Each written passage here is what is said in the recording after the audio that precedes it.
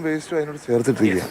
ഒരു വിവാദം ഉണ്ടായപ്പോൾ പോലും ഇതൊന്ന് ചിന്തിക്കാനോ പ്രവർത്തിക്കാനോ ഇവിടുത്തെ അധികാരികൾക്ക് സാധിക്കുന്നില്ല എന്ന് പറയുമ്പോൾ വളരെ ഖേദകരമായിട്ടുള്ള ഒരു സാഹചര്യമാണ്.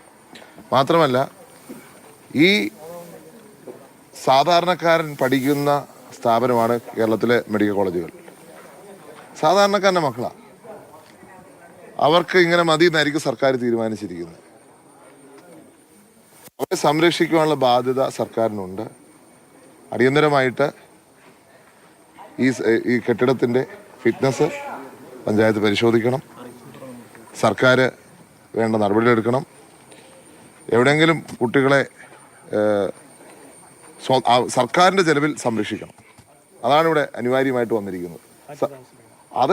അതിലേക്ക് ഞാൻ പോകുന്നില്ല. സർക്കാർ തന്നെ തീരുമാനിക്കട്ടെ. ഫിറ്റ്നസും കാര്യങ്ങളും ഒക്കെ തീരുമാനിച്ച് അവർ തീരുമാനിക്കട്ടെ. പക്ഷെ സർക്കാരിൻ്റെ ചെലവിൽ വേണം ഇവിടുത്തെ കുട്ടികളെ സംരക്ഷിക്കുവാൻ. ഇതിൻ്റെ പേരിൽ അവരെ തെരുവിൽ ഇറക്കുവാനോ ഒന്നും സാധിക്കത്തില്ല. കാരണം ഇവരുടെ ഫ്യൂച്ചറിൻ്റെ കൂടെ പ്രശ്നമാണ്.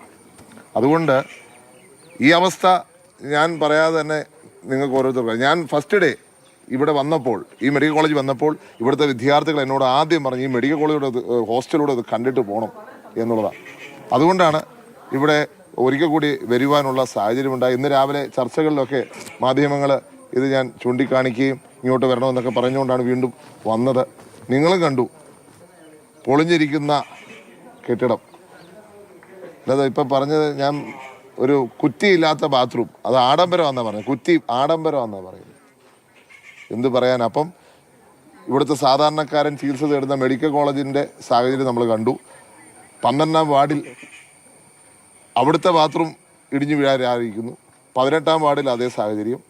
ഇവിടുത്തെ കുട്ടികൾ പഠിക്കുന്ന സ്ഥലത്ത് താമസിക്കുന്ന സ്ഥലത്ത് മുഴുവൻ സാധനങ്ങളും തകർന്നിരിക്കുന്ന മട്ടിൽ നിൽക്കുന്നു.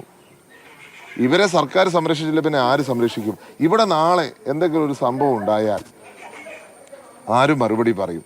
അതുകൊണ്ട് ഇവരെ സർക്കാർ ചെലവിൽ തന്നെ സംരക്ഷിക്കണം.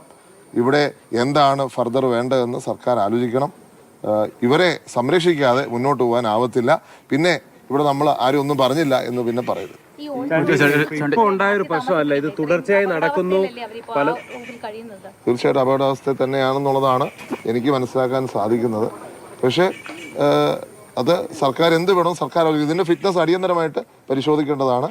സർക്കാർ സ്വന്തം ചെലവിൽ തന്നെ ഈ കുട്ടികളെ സംരക്ഷിക്കും.